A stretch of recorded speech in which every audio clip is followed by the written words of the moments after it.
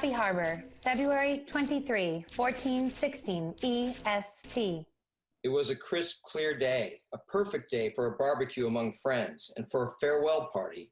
Connor and Megan came downstairs from the apartment above my garage, which I'd been renting to them since the day they'd graduated college and moved in together. Now, in a couple days, they'd be off for the biggest adventure of their lives. Hi, Lucas. Hi, Megan. Connor? Need any help with the food?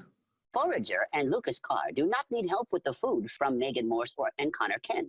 Megan Morse and Connor Kent are guests of honor at this event. Megan Morse and Connor Kent will not have to lift finger or pincer to help Forager and Lucas Carr. I think he means we got you covered. Forager said as much. Who's coming, by the way? Just the Team Year Zero crew. Yeah, we didn't want the invite list getting out of hand. Limiting it to the original 9, 8, seemed like a nice clean cutoff. Minus Dick, who's on another of his top secret sabbaticals, and Zatanna, who's training her proteges. Yes, minus Dick Grayson and Zatanna Zatara, but plus Leanne Wen Harper and Amistad Irvin. Forager has been engaged to act as Leon Wen Harper and Amistad Irvin's official babysitter for the day. Though neither Leon Wen Harper nor Amistad Irvin are actual babies. Perhaps larva sitter is the more appropriate term. Or perhaps not. Recognized, Tigress B07, Red Arrow 21, Leanne Gwen Harper A28. Hey guys. Artemis, Will. Hello, Leon Wen Harper. Sorry, Forager. Leon's in a bit of a mood. It's like she decided to come to this party without her voice. Forager wishes Violet Harper were here to help get Leon Wen Harper to speak. Oh, don't worry, Forager. If anyone can change her mood, you can. You are her favorite larvae sitter. Oh. Larvae sitter? Really? Is that a thing now? Hey, brother. Hey, Will. Really glad you could make it. Are you kidding? I should be thanking you. Gave me an excuse to ditch out on an incredibly boring Bowhunter security gig. Ooh, who got stuck with it? My brothers. Oh, and the new guy. Will and Connor laughed about sticking their fellow xenomorphs with a dull job, but pretty soon, no one would be laughing. Because on the other side of the country, forces were gathering. Well, wait a minute, who's narrating this story, me or you? Forager thanks Lucas Carr for Lucas Carr's service, but Forager will take Lucas Carr's story from here. Oh, and Forager will also suggest that Lucas Carr check Lucas Carr's grill. Forager smells smoke. Wait, what? My burgers! As Forager was saying, forces were gathering. Star City, February 23, 1119 PST.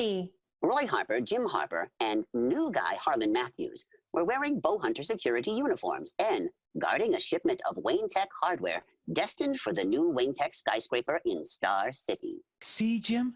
I knew when Will stuck us with this gig, it would set new standards for boredom. I honestly think he does this to us on purpose. Hey, it's his company, Roy. We each own 25%. And he owns 50. Get over it. At least you guys have ownership. Right now, I don't even have enough scratch to own a cat. Did you want a cat? So not the point. What is your point, Harlan? I mean, you have a job, a chance to start over, new city, new life, clean slate. Oh, sorry, Jim. Are we being serious now? I thought we were just grousing. 'Cause, yeah, actually, I am incredibly grateful. No, you were right. We were just grousing. Oh, cool. In that case, hey, this gig sucks, huh? See? Told ya! Jim Harper rolled Jim Harper's eyes, unaware that on the roof across the way, the previously mentioned gathering forces had gathered. Not these guys again. You know them. Bowhunter Security. They're the most pain-in-the-ass rent-a-cops on the planet. Ah, get a grip, Brick. You really think those bargain basement mercs are gonna fight for the prize once they see the likes of this crew? I hate to admit it, but Boomerang's right. This is the easiest gig the Wall's ever handed us. See? Tuppence here knows what I'm talking about. That's Miss Terror to you. Now step back. I swear, you're worse than Icicle Jr. Agreed, Mala. We do not want to get overconfident. As distasteful as it is, we have a job to do. and Black Manta will claim his prize. Young Justice Fandom, Season 3.9, Episode 1, The Prize. Meanwhile, back in Happy Harbor, Recognized Aquaman 2-7. Calderon had arrived to join the party. Okay, burgers are a little charred, but still tasty, so I can take over the storytelling. Lucas Carr can take over the storytelling because Lucas Carr has already prepared vegan alternatives for Recognized Rocket 2-6, Amistad Irvin A-29. My veggie burgers! Forager sees no veggie burgers. I left them in the fridge. I'll be right back. Ahem. As Forager was saying, back in Happy Harbor, the party continued. So when do you guys actually leave? Tuesday morning. It's a long trip, so we want to get an early start. And Gar's going with you. Uh-huh. Uncle John, too. And Bioship, of course. This long trip has been a long time coming, my friend.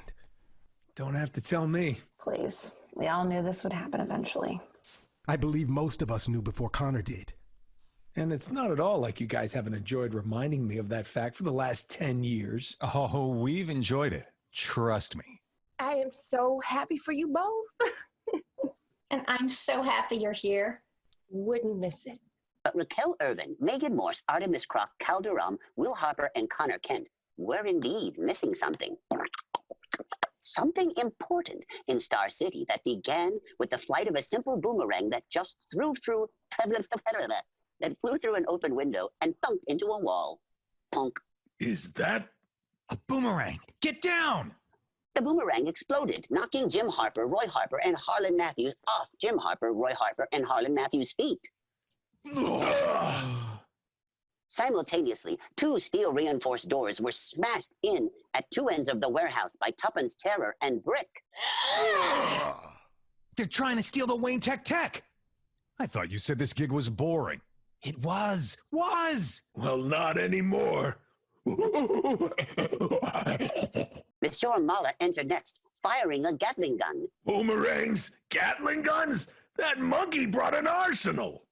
He's not the only one. Roy Harper returned fire with Roy Harper's cybernetic arm. Pew, pew, pew, providing cover for Jim Harper to advance. I've got Brick. You think so? Try me. Do I cut loose? Save it. The gorilla's the only one with a brain. We can handle these three. But you do not face three alone. Black Manta blasted Roy Harper. Zap, zap, with Black Manta's I-beams. Ah! Boomerang.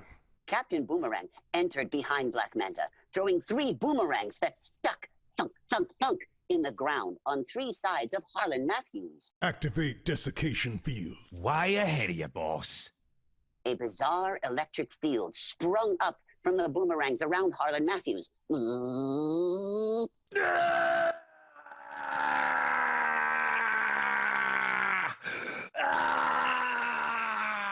Harlan! Before the eyes of the Harper brothers, Captain Boomerang's desiccation field appeared to drain all of the moisture from Harlan Matthews' body. Cut loose! Cut loose! You like...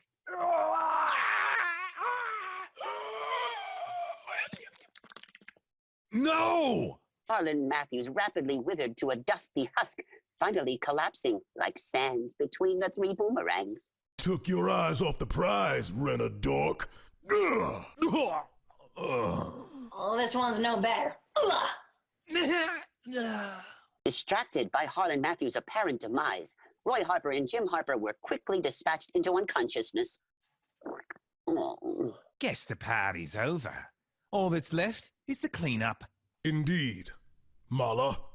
Hoisting Monsieur Mala's weapon over Monsieur Mala's shoulder, Monsieur Mala engaged a sophisticated vacuum cleaner that quickly sucked up all that remained of Harlan Matthews. Finished? Then the prize is ours. Let us be off. What about these two? Leave them. They are of no consequence now. And so, Black Manta departed with Captain Boomerang, Tuppence Terror, Brick, Monsieur Mala, and a container filled with Harlan Matthews' remains. Oh, leaving Roy Harper and Jim Harper unconscious on the cement floor.